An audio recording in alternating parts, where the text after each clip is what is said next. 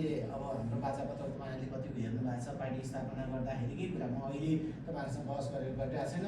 Party स्थापना हुँदैमा हामीले आफ्नो बाचापत्रमा आफ्नो चाहिँ तपाईँको चाहिँ यो नीति विचारहरूमा हामीले स्पष्ट राखेका छौँ।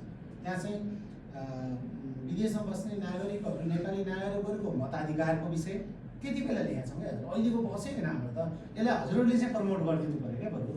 राष्ट्रपतिले आफ्नो पार्टीको स्थापना कालदेखि नै भनिरहेको छ कि विदेशमा बस्ने नेपालीहरूले भोट हाल्न पाउनु पऱ्यो। सर्वोच्चले गरिसकेको निर्णय चाहिँ सरकारले कार्यान्वयन गर्नु पऱ्यो। निर्वाचन आयोगलाई हामीले के सहयोग गर्नुपर्छ, प्रविधिमा के सहयोग गर्नुपर्छ। अहिलेको जमानामा आएर प्रविधिको कुरा गरेर हामी चाहिँ हामीले नजानेको एआईको यो समयमा नेपालीहरू कहाँ पुगिसक्यो, नेपालीहरूले कत्रो जिम्मेवारी लिएर बसिसकेको छ संसारभरि भने अब निर्वाचन आयोगले बाहना बनाएर भाग्ने बाटो गर्नुहुन्न भनेर हामी यसमा लगि गरिरहेका छौँ।